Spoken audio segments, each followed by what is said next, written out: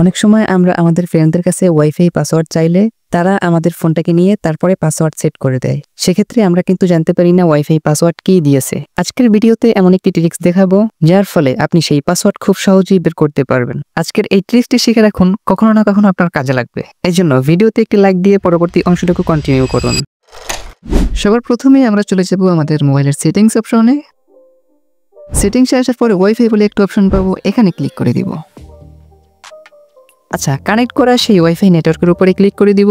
আচ্ছা, এরপরে নিচের দিকে দেখতে পারবো শেয়ার বলে একটা অপশন আছে, এখানে ক্লিক করে দিব। আচ্ছা, এখানে ক্লিক করলে আমরা একটি কিউআর কোড পেয়ে যাব, এটিকে আমরা একটি স্ক্রিনশট নিয়ে নেব। এরপরে বাকি কাজ করার জন্য আমাদেরকে ছোট্ট একটি অ্যাপসের প্রয়োজন পড়বে। আচ্ছা, সেই পাসওয়ার্ড বের করতে হলে আমাদেরকে ছোট্ট একটি অ্যাপ্লিকেশনের প্রয়োজন পড়বে। অ্যাপ্লিকেশনটি ডাউনলোড করার জন্য আমরা চলে যাব গুগল প্লে স্টোরে অথবা অ্যাপল স্টোরে। প্লে স্টোর অথবা অ্যাপল স্টোরে এসে সার্চ বারে লিখে দিব কিউআর কোড স্ক্যানার। এখানে অসংখ্য কিউআর কোড স্ক্যানার পেয়ে যাবেন। প্রথম থেকে যে কোনো একটি ইনস্টল করে নেবেন। আমি এই 4 নাম্বারটি ইনস্টল করে নিয়েছি। আচ্ছা, ইনস্টল করা হয়ে গেলে আমরা অ্যাপটিকে ওপেন করে নিব। আচ্ছা, এরপরে দেখতে পারবো উপরে গ্যালারি বলে একটি অপশন আছে, এখানে ক্লিক করব। আচ্ছা, কিছুক্ষণ আগেই যে আমরা কিউআর কোডের একটি স্ক্রিনশট নিয়েছিলাম, এটিকে এখানে সিলেক্ট করে দিব। স্ক্রিনশটের উপরে ক্লিক করলে সাথে সাথেই আমাদের পাসওয়ার্ডটা শো করে দেবে।